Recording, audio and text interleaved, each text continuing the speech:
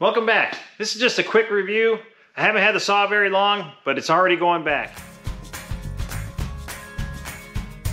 I recently purchased the Evo 380, the old version. So I think it's its first generation. It's the one with the round knob. And I was happy with the cut quality. It had real straight cuts, and it didn't even have any burrs on it, and it was very clean. But then,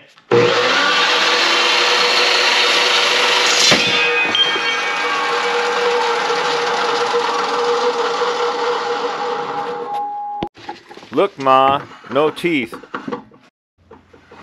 I did one small project with it, and I already had a problem. It grabbed this piece of angle and pretty much destroyed it.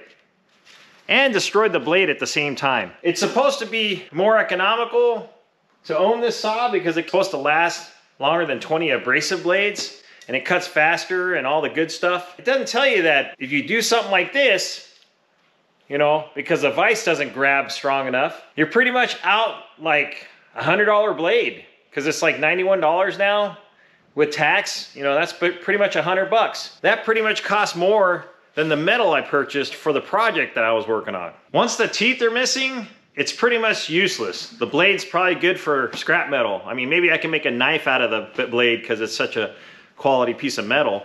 But besides that, you can't cut metal with it anymore. And if you're depending on this saw as your primary saw and you ruin a blade and you don't have a backup, that pretty much shuts you down for the day. Or you can just use your plasma cutter or another saw or a regular abrasive saw as a backup. But if you're using this saw only, you're gonna be stuck until you get a new blade. Then I started to think, there's a model out there called the Razor Blade Business Model. They give you the razor for cheap, but the blades, you know, the ongoing purchasing of the blades is the part where I think the company's making the money on.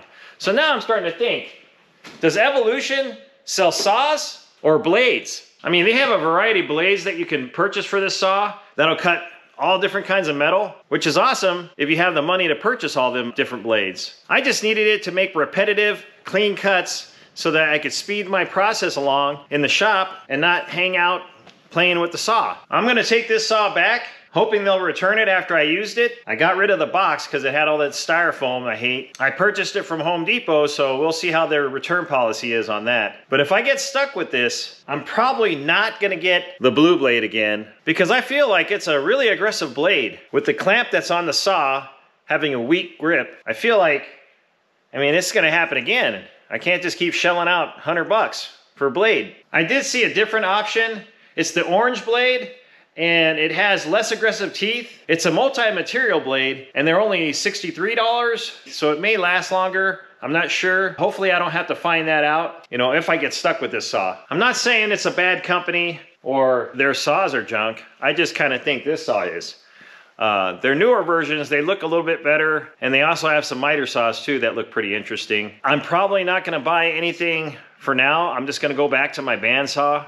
I've used many different saws over the years, and I've never really had anything explode like this one did. I mean, it happened so quick. It was like a blink of an eye, and pretty much the blade was toast, and the material I was working with was toast. Luckily, I didn't get hurt, so there's no harm there. With the clamp not very tight, the material can vibrate and really do some damage.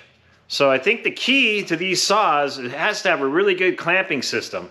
So when I do more research in my next metal cutting saw, I'm going to be looking at all the clamping features on it, you know, to make sure that it holds the material, you know, because those blades aren't cheap, like I said, and if it's moving, it's going to end up chipping the teeth. Normally I don't like to be negative on this channel, but this is something that I feel like if you're on the fence on buying this saw, it's the SAW380, the old version. Don't buy it. Check out their other newer versions. Most of the issues I think are fixed on those, and just stay away from this saw. Sorry about that, Evolution, but I'm just not happy with this saw. I think you guys make a good product. It's a really good blade. I don't think the saw matches the quality of the blade.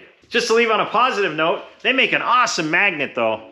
I really like this thing. So this ain't going back. I'm keeping this. Not trying to ruin anybody's day, but have a good one and keep it on the sunny side.